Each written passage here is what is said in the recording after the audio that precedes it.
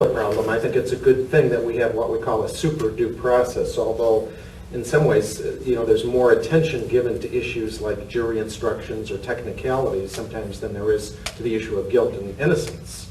I mean, there's the Texas case of Herrera versus Collins, where basically there was some evidence that surfaced that the man might be innocent, and the courts refused to hear it because it was procedurally barred. They could have heard about a jury instruction that was improperly given, but they couldn't hear, this was a substantial issue revisit the substantial issue of whether the person was actually guilty or innocent. So, the appeals process don't necessarily rectify all of the mistakes, but they're pretty much hardwired into the system based on a whole series of Supreme Court decisions. So it's not like any state court could suddenly say, well, let's do this more simply. And if you just do a thought experiment and you say, okay, let's make it fairer, let's make it more accurate, the end result is that, instead of spending however much you've spent in Montana, I'll use it just a figure off my head, but I think it's probably close, $500 million to execute 3 people in 35 years, you're going to spend $1 billion to execute 1 person in 20 years. And at that point, you really have to say, this is insane. Why aren't we using our resources, our energy, our best attorneys to do something of benefit to society? We faced a kind of horrendous dilemma that, if we tried to make it up, it wouldn't have seemed, we couldn't have constructed it to be more painful, because we realized we were in a position where any choice we made could result in somebody's death. If we did nothing, if it turned out Ted was the Unabomber he killed again, we would have to go through the rest of our lives with the blood of some innocent person on our hands, realizing that somebody had died because we had failed to act. On the other hand, the other horn of this dilemma was to realize that, the Unabomber had committed capital crimes. If I turn Ted in, if he's found to be guilty, there's a chance, maybe even a probability, that one day he would be executed. I thought about what it would be like for me to go through the rest of my life with my own brother's blood on my hands. It was like the ethical contradiction implicit in the death penalty was I was living right through this. I thought about the effect on Ted, the guilt I would carry, but even more than Ted and myself, I thought about our mother. At this point, she's a 79-year-old widow, worried for years about Ted because of his mental illness.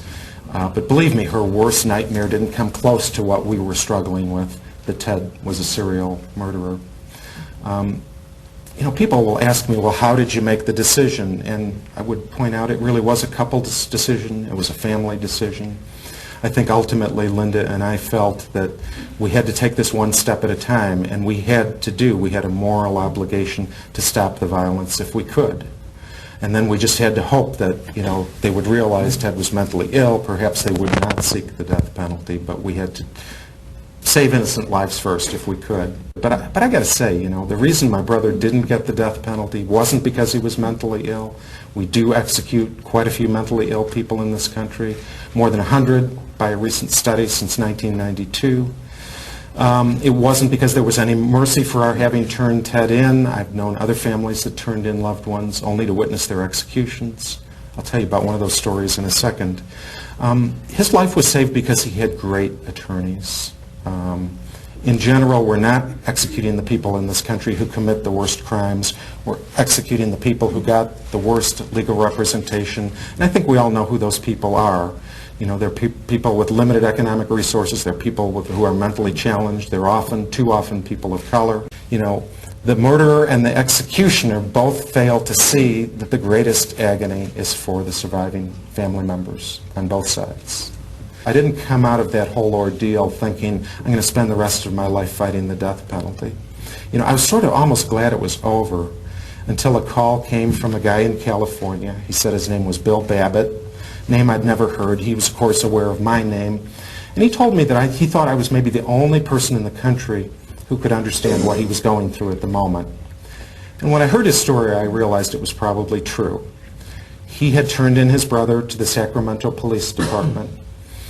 He had read a newspaper article about an elderly woman whose apartment had been broken into. Someone had savagely beat her and walked away with a few, I think, a watch and some nickels. And in reading this news story, he began to suspect his own brother, who had been a Vietnam vet, He had a piece of shrapnel in his skull from, in his brain. Spent 3 years in a mental institution. So he's turning in his brother to the police and saying, this isn't going to be a death penalty case, is it? Manny's not a monster. He's really been messed up since Vietnam.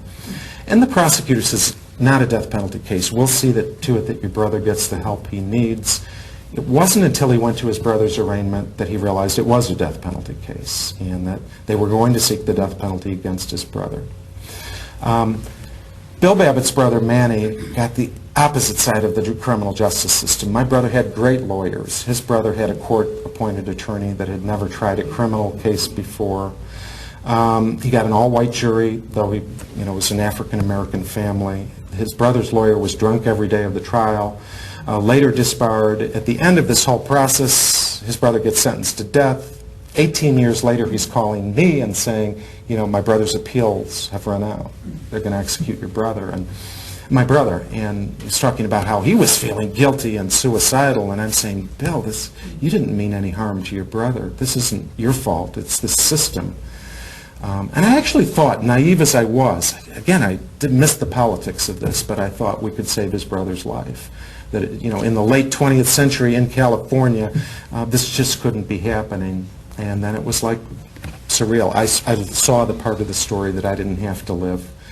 Bill Babbitt was never thanked by the victim's family, was never thanked by the prosecutors or the police.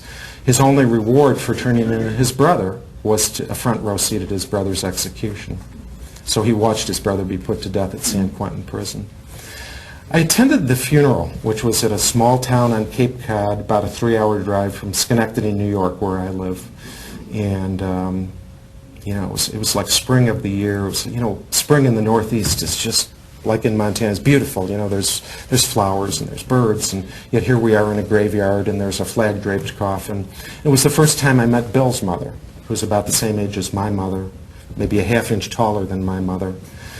And there she is, weeping at her son's funeral, and Bill has his arm around her. I can't imagine the guilt he's carrying.